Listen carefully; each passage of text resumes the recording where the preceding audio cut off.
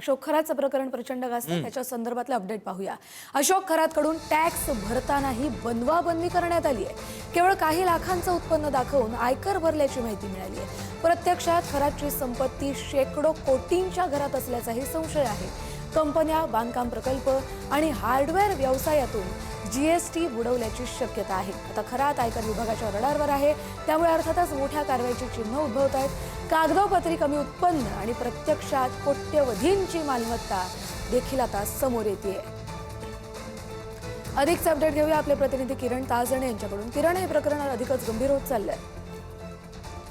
कस्तुरी, एसआयटीच्या रडारवर सध्या अशोक खरात आहेत। त्याच्या मुलाला देखील कालच्या दिवशी ताब्यात घेतलेला आहे। अनेक मालमत्तांच्या संदर्भामध्ये अशोक खरात हा एसआयटी पुढे जी बाजू मांडतोय ते उत्तर एसआयटीला अपेक्षित नाहीये। बनवाबनवीची उत्तरं तो देतोय आणि यामध्ये प्रामुख्यानं आयकर विभागाच्या माध्यमातून जी माहिती आतापर्यंत घेण्यात आलेली आहे त्यामध्ये एक धक्कादायक बाब समोर आलेली आहे।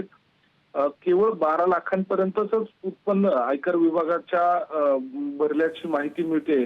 प्रत्यक्षात खरातची संपत्ती जर बघितली तर ती शेकडो कोटींच्या घरात आहे आणि अशा सगळ्या परिस्थितीमध्ये मग त्या कंपन्या असतील, बांधकाम प्रकल्प असतील किंवा हार्डवेअरचा जे व्यवसाय त्याचा आहे त्याच्या भावाच्या नावावर आहेत किंवा त्या इतर नातेवाईकांच्या नावावर आहे, त्यातून जो जीएसटी आहे तो बुडवल्याची देखील शक्यता आहे। अशा सगळ्या परिस्थितीमध्ये आयकर विभागाच्या माध्यमातून खरातवर मोठी कारवाई करण्याची देखील शक्यता आहे। कर चुकवेगिरी केल्याचा संशय आता खरातवर व्यक्त केला जातोय।